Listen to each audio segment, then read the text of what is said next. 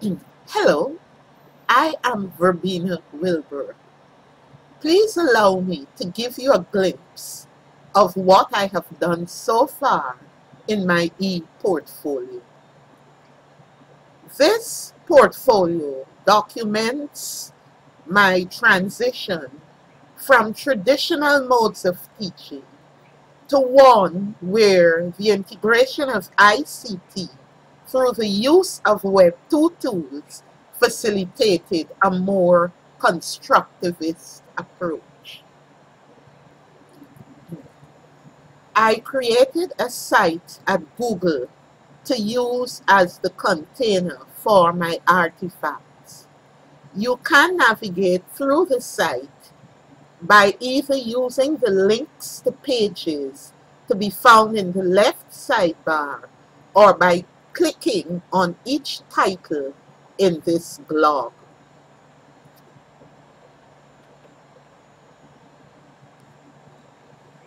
In this document, which was originally a PDF file and was then converted into booklet form using ncalameo.com, contains a more detailed description of the contents of this portfolio.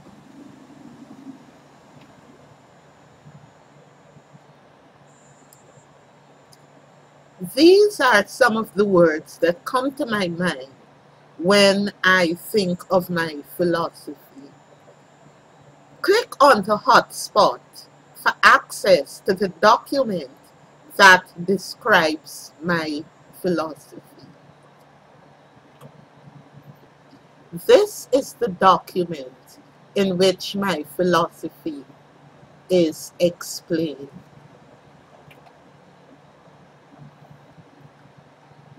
On this blog, you will find the pillars on which my philosophy is built. This is another section of the blog. Who am I?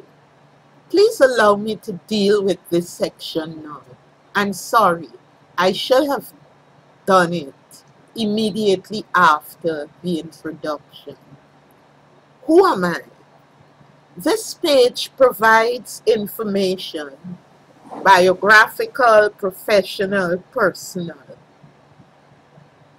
The concept map, created at Spicy Notes, describes aspects of my face-to-face and online identities. In this booklet, you will find a very detailed account of my professional life. I think that this format is more visually appealing.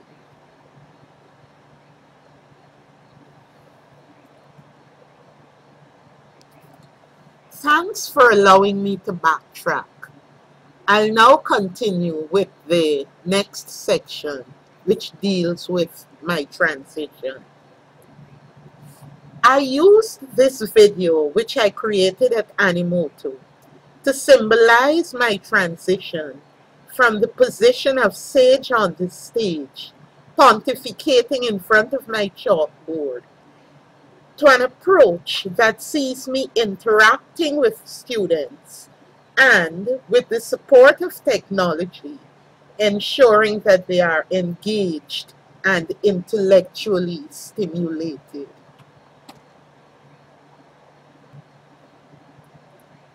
In 2009, I participated in an 11-week online course sponsored by OAS. The name of the course, Teacher Education for the 21st Century, a focus on technology and collaboration to improve the quality of education in the Caribbean. That was the course that made me see the need for change. Prior to this course, my online activities were pretty limited. I used the computer and the internet to send and receive emails, to chat with or without video. I use search engines to access information, and of course, the inevitable Microsoft Word and PowerPoint were mainstays. When the course started and there was all this discussion about Web 2 tools, the whole not the Web 2 tools, the concept of integration, of ITC integration, and the benefits that could be derived from this integration, I could not figure out how how all these things could be done on the computer. And then the moment of revelation came. We were introduced to Web 2 tools and applications.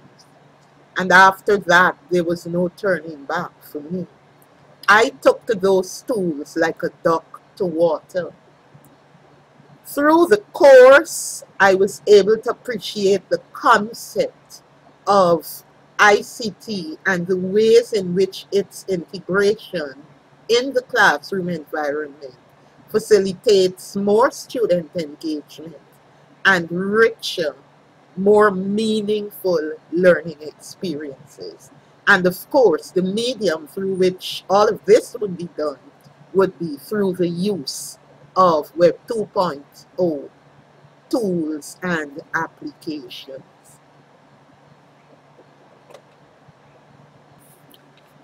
It is my opinion that the prime prerequisites for successful integration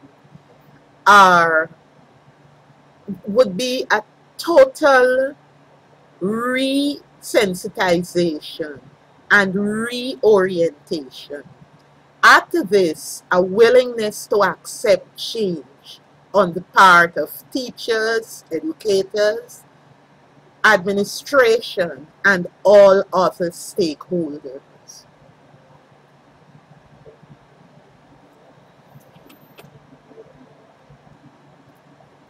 I think that this article is inspirational. It is a tribute to a teacher who willingly embraced change.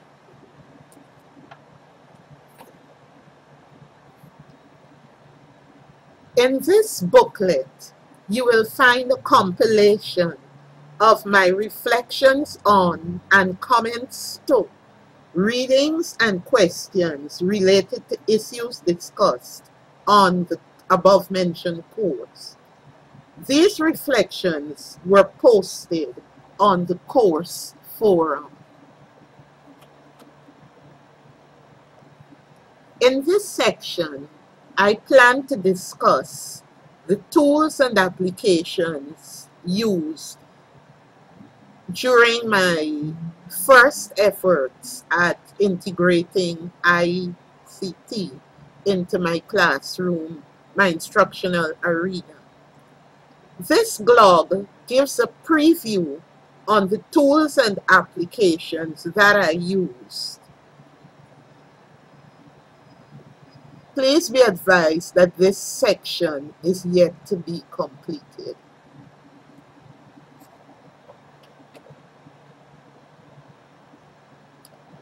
This is another section of the blog. If you click on tools used with my students, you will be taken to the wiki in which I plan to deal with all the tools and applications in more detail.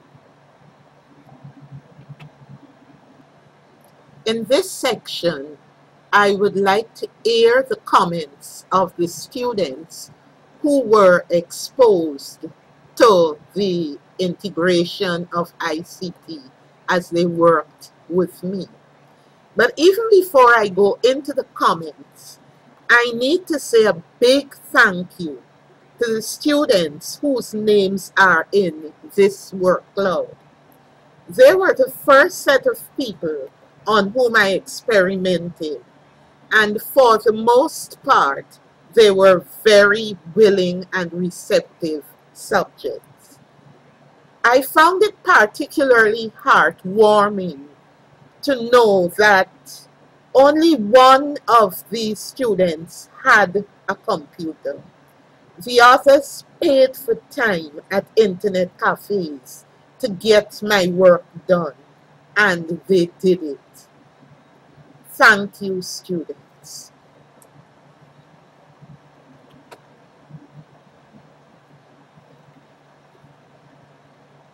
I have planned to ask these same students to give their comments on this voice thread, their comments on how they felt initially when the whole notion of ICT integration was posed to them, and how that perception has changed over time.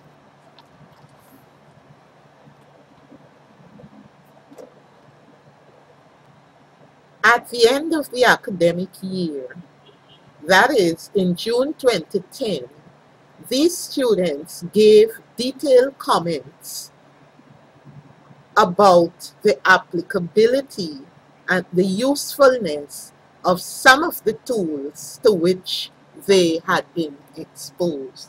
We used eddystorm.com to do that.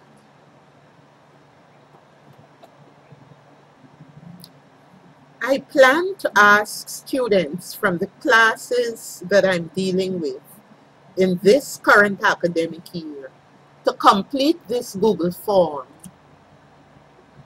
by stating this Google form that deals with their final reflections on some of the tools that they dealt with. And I would like to video record some comments as well.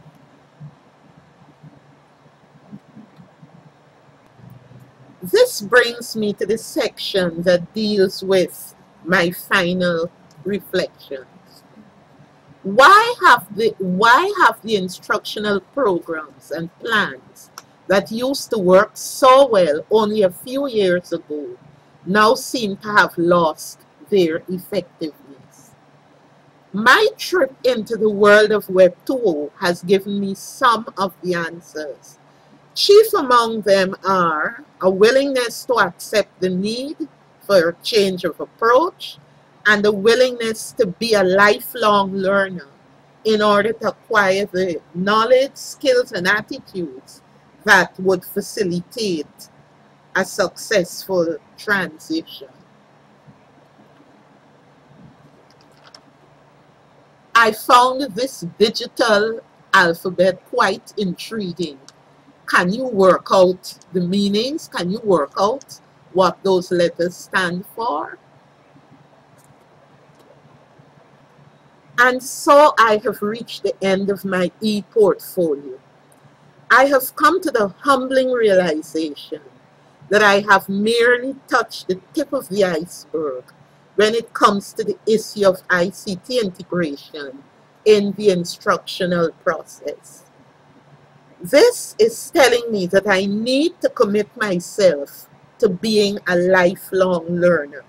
In other words, I must subscribe to the principles inherent to this quotation from John Cotton Dana: "Who dares to teach must never cease to learn."